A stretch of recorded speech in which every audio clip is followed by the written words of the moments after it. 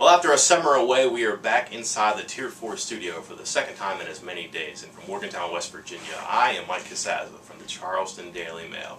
Just back from the first 30-minute window of the first practice of the 2013 season for West Virginia.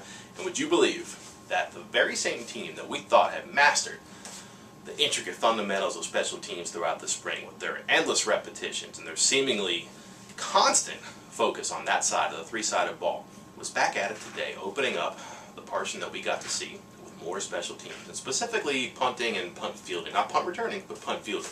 And it rotated some punters in there, Michael Molinari and Nick O'Toole, who, by the way, is big for a punter. He just kind of stands out that a punter is not supposed to be that big. Kicking some balls to some guys who were catching them. And what was interesting was the punt returners had towels under their arm like this. So you hold on to the towel by keeping your arms together. That obviously helps you secure the ball. Now, what does this mean beyond who's kicking? Well, who's catching, too? Someone has to catch it. And coaches will sit around and they'll conceptualize before these practices, who do we think might be a playmaker? Who do we think might be able to catch the ball and get us 20 yards, get us 50 yards, get us field position, get us a touchdown? Who knows? 5 guys we saw. A couple of names won't surprise you. Vernon Davis, the former cornerback who is now still a receiver, and Jordan Thompson, who is a receiver and we haven't heard from in a long time. Also, 3 guys who were new, at least as far as we're concerned here, had not yet put eyes on Mario Alford, who obviously was there, Ronald Carswell, or Jackie Marcellus. The freshman Marcellus, the 2 junior college transfers, I think they're going to figure into the offense in some regard. Alford can maybe play some running back in a spell, good slot receiver. Marcellus, maybe the same kind of role, he can get himself some playing time. And Carswell apparently can play some inside and outside receiver, but on the first day, the coaches probably think that they can make some plays in special teams, too. What else can you make of special teams? Not a whole lot, at least in these things, but who are tough guys, right? Well, those 3 guys that they put in front of the punter, I think they're tough, maybe crazy, because sometimes they have to throw themselves in front of a rusher at the very end so the punter doesn't get killed. You don't turn a punt into a touchdown the other way. And we saw 3 teams rotate out there today and some interesting combinations. I guess what you would call the first team, if you want to call it a first team, would have been Tyler Anderson, Kyle Rose, Doug Rigg. 3 pretty regarded tough guys on defense there. Another one they rolled in, Elijah Wellman, the fullback from Southern West Virginia, who is probably going to play this year, if not for his own talent and ability to break the depth chart, but also they really don't have a guy like him, a true fullback kind of player.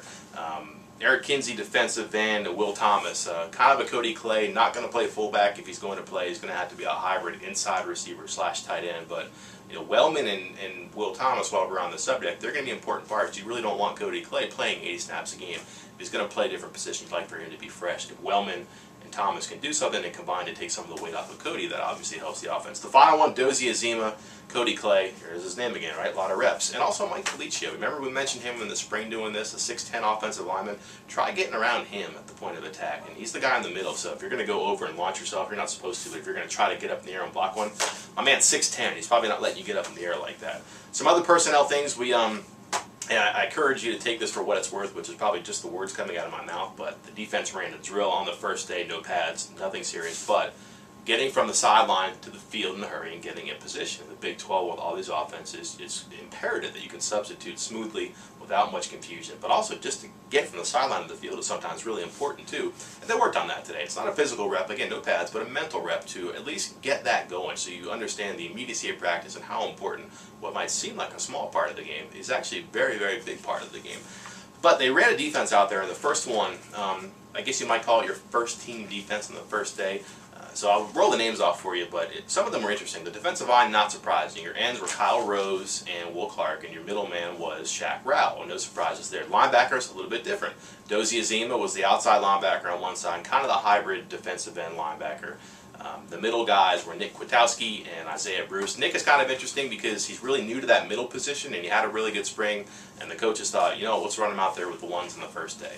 And the outside linebacker on the other side was Wes Tonkery. He'll kind of play that hybrid safety outside linebacker spot.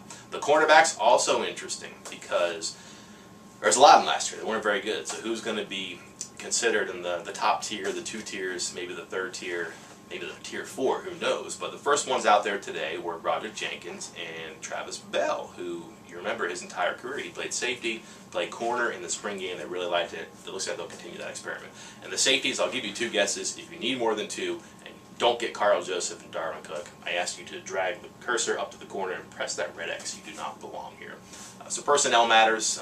We saw some people that we weren't sure we were going to see, and we didn't see some others. And again, maybe some of these can be answered later, but definitely saw Alford, definitely saw Dontrell Hyman, who's a pretty big kid, and definitely saw Brandon Golson. So those are good signs. I think we knew that they were probably going to be here, and they've obviously cleared some hurdles. They're practicing today.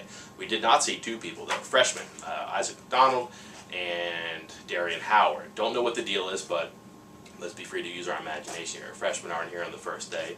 There's a hang-up somewhere. Who knows how long it is, how permanent it is, but we'll ask Dana Holgorsen later on today, and maybe we'll get an answer. He meets with the media at 7:15, and the one person who I know was on campus that I caught was not on the field today was junior college transfer Devontae Henry.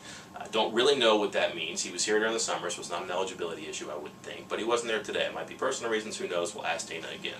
But personnel, that was really as far as it went, unless you want to go a little bit further, and these are observations you make when you're tired of watching special teams once again. And if you follow West Virginia football, well, one, you know they practice special teams an awful lot in front of the media, but you know the numbers 5 and 10 mean a lot. And this year you would think that as far as this team is going to go, it's probably going to go with the offense. The defense has to be better.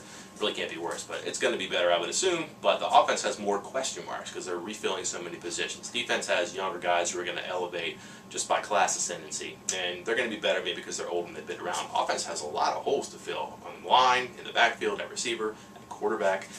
But number 5 and number 10, 5 was Mario Alford, and 10 was Jordan Thompson. I think you think if you're going to have a good season passing the ball, those two are going to have to do something. So on the first day you saw 5, you saw 10, you realize those are probably going to have to be important players.